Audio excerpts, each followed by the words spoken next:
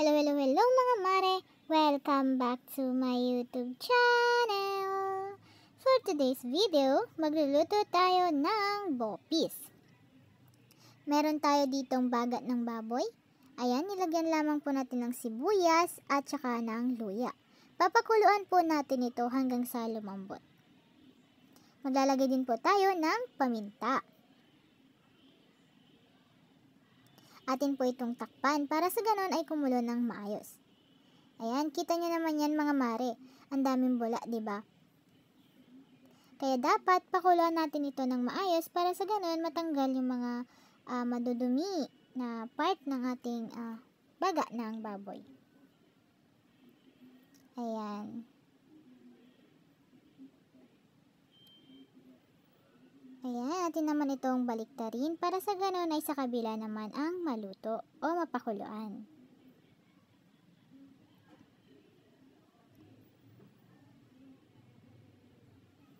Ayan.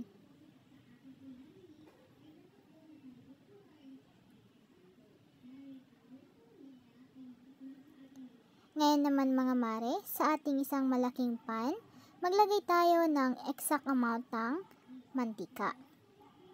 Ngayon naman atin nang isasaute ang ating luya na cubes.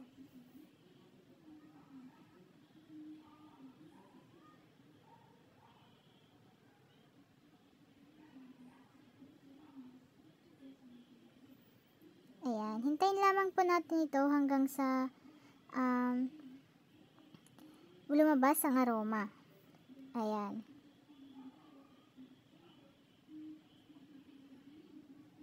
Ngayon naman mga mare, ilagay natin ang ating sibuyas.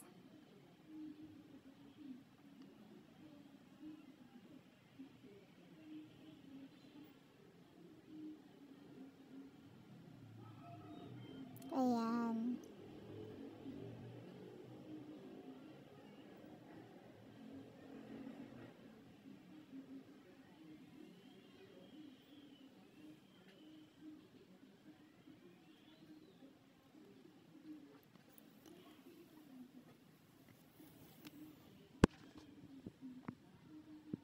Ngayon naman, ilagay na natin ang ating bawang. Isautay lamang natin ang mga ingredients natin mga mare hanggang sa lumabas ang aroma ng mga ito.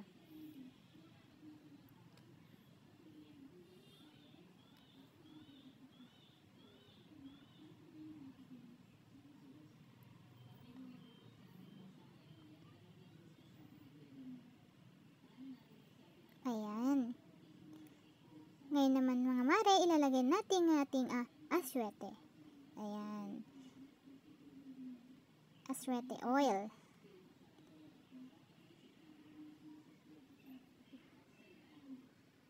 Ayan, tignan nyo naman yan mga mare. Ang ganda ng kulay, hindi po ba?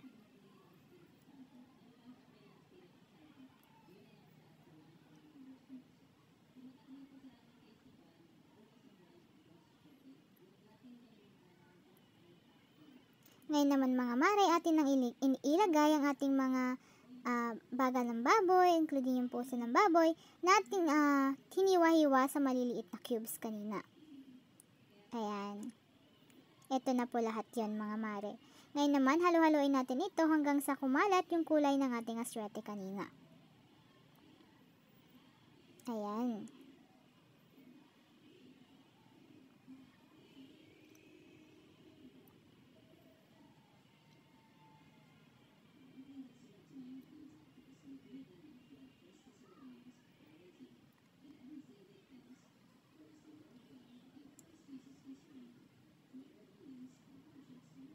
Halo-haloin lamang po natin ito mga mare para sa ganun ay pantay ang pagkakaluto. Maglalagay din po tayo ng 2 tablespoon ng patis. Maglalagay din po tayo ng pepper. Powdered pepper po yan mga mare. O ground black pepper. Halo-haloin lamang po natin ito ng maayos mga mare para sa ganun kumalat ang ating mga inilagay na pampalasa. Ngayon naman, maglalagay tayo ng dahon ng laurel.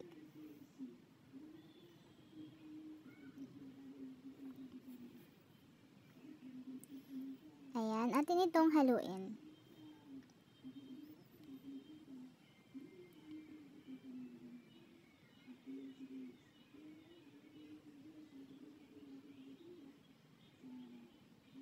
Ngayon naman, maglalagay tayo ng powdered seasoning. Halo-haloin lamang natin ito ng maayos mga mare, para sa ganun nga ay pantay ang pagkakahalo ng ating mga ingredients na inilagay at sa ganun malagyan lahat ng lasa.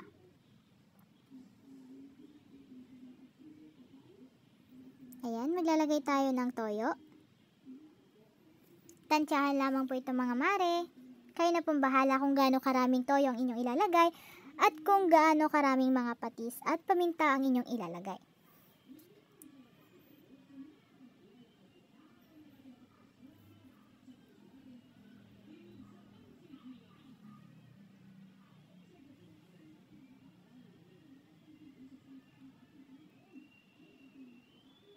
Ayan, naglagay din po tayo ng vinegar. Tsaka natin ito tatakpan. After ilang minuto mga mare, atin itong haluin ulit. Ngayon naman mga mare, maglalagay tayo ng liver spread. Ayan, dagdag pampalasa rin po ito mga mare.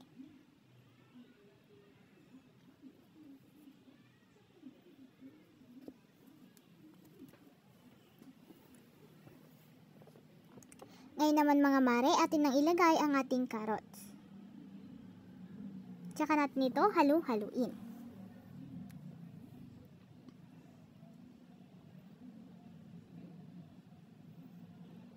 Ngayon naman maglalagay tayo ng white onions. Nahiwa lamang po yan sa cubes mga mare. Dagdag pampalasa din po yan. Huwag na huwag niyo pong kakalimutan maglagay ng ganyan.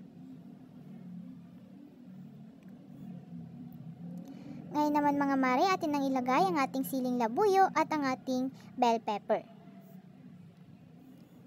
Kung gusto nyo po may kick ang inyong lulutuing bopis, ay pwede po kayo maglagay ng siling labuyo. At kung gusto nyo naman pong wala, ay kayo na pong bahala. Tatakpan lamang po natin ito mga mare para sa ganon maluto ng maayos ang ating bopis.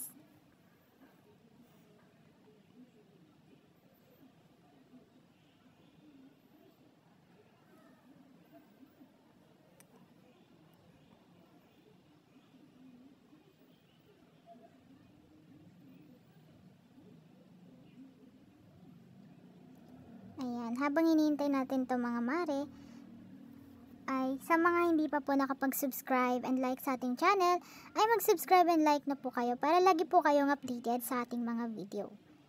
Ayan.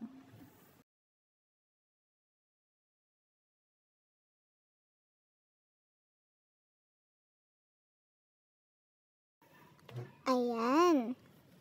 Haluin ulit natin ito mga mare.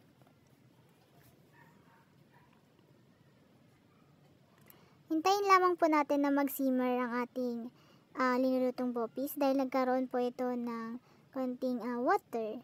Ayan. Naglabas po ito ng sarili niyang water.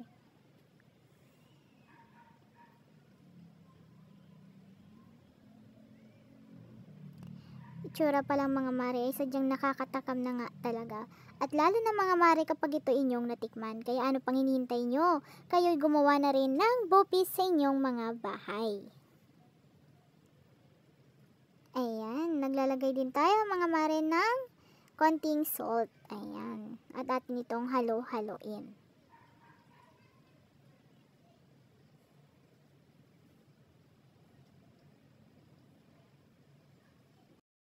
Ayan, dahil tapos na naman tayo sa ating isang cooking video, gusto kong magpasalamat sa ating mga channel members na walang sawang sumusuporta sa atin at sa ating mga taga-panood. Maraming salamat, hanggang sa muli, paalam!